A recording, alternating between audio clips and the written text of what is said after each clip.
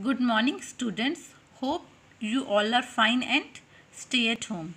Students, I welcome you again in the third session or a third part of the chapter, that is the globalization and the Indian economy. In the earlier chapters, we had discussed about that what is the meaning of globalization, what are the factors that enabled globalization, what is the meaning of an integration market, investment and foreign trade. Now today we are going to discuss liberalization and of foreign trade and investment. So now our first concept, that is liberalization, and this concept is very important. So basically liberalization is come from the word liberty. Here liberty means freedom. So the liberalization of trade means allowing foreign companies to start their business as government restrictions are removed. Means in the concept of a liberalization says that we are free to do any type of business as we like. So there is no government restrictions on regarding export and import of business. Our second concept is the trade barrier. Here barrier means hurdles, problems. So the trade barriers refers to some restrictions on foreign goods like tax on imports. Government can also use barriers to increase or decrease foreign trade and to decide that what kind of goods and how much each should come into our country. So this is called the tax barrier. Tax barrier also says that like if we are want to do export and import of goods, there must be a tax on these goods. So after the independence, our Indian government had put various types of barriers to foreign investment, and this was considered as a necessary to protect the producers within the country from the foreign competitors. In 1991, the government decided that time had come for Indian producers to compete with producers around the globe. So in the year 1991, government says that our Indian producers must be selling the goods across the world. So it felt that competition would improve the performance of producers within the country since they would have to improve their quality. So in the barriers to foreign trade and foreign investment were removed to a large extent. So removing of these restrictions and barriers set by the government, and that is called a liberalization. So in short, liberalization means we are free to do any type of trade. There was a no restrictions from the government side. So this is called the concept of a liberalization. Here liberalization means liberty. We are free to do any type of trade. Why government launch this type of concept liberalization? Because our government want that our Indian producers to compete with the foreign producers in the world. Our next concept is the WTO, and it is a very important concept. Here WTO means World Trade Organization. So we have seen that the liberalization of foreign trade and investment in country was supported by very some of powerful international organizations. So these organizations says that all the barriers to foreign trade and investment are harmful to our country. So there should be no barrier or a trade between various countries. So all countries in the world should be a liberalize their policies. So WTO organization is one such organization whose aim is to liberalize international trade. So it started at the initiative of the development countries.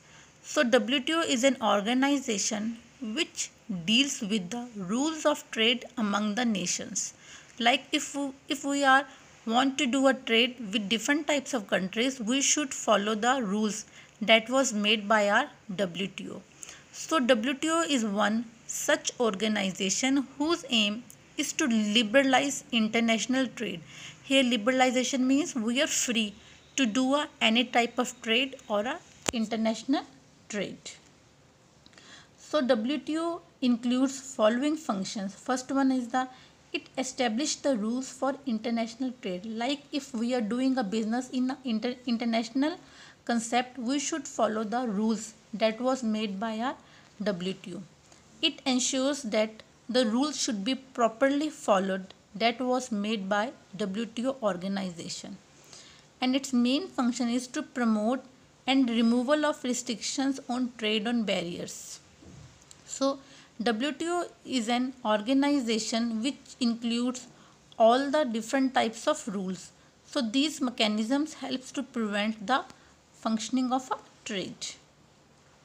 So the basic objective of WTO is to promote international trade and assist the producers, exporters and importers of different countries. Here the meaning of assist means to guide the producers that what they have to be produced, how to be produced and how they can export and import of goods. So this is the basic objective of the WTO. So WTO says that it wants there should be no restriction for anyone to buy or sell anything produced by anyone around the globe, but the rules must be followed that was made by a WTO organization. Now the question arises that what are the impact of globalization in India? Here I can take a one concept related with the consumers. So consumers are those who can consume or buy the goods. So globalization has a greater competition among producers and it can provide various advantages to the consumers. Here in the concept of globalization, consumers now enjoyed improved quality of products and with a very low price for a several products.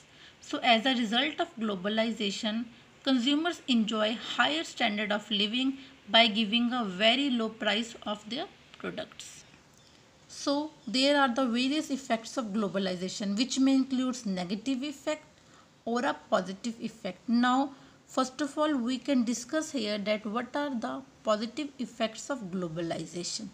It can provide better quality products to the consumer at a very low price, wider choice, worldwide market for Indian producers and helps in the capital formation.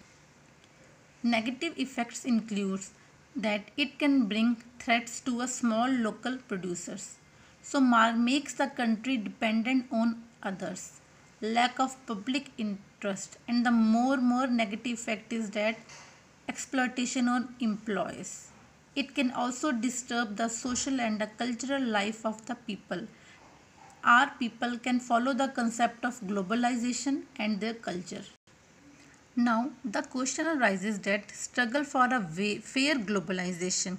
We can study that people with education, skills and wealth have made the best use of new opportunities with the help of globalization.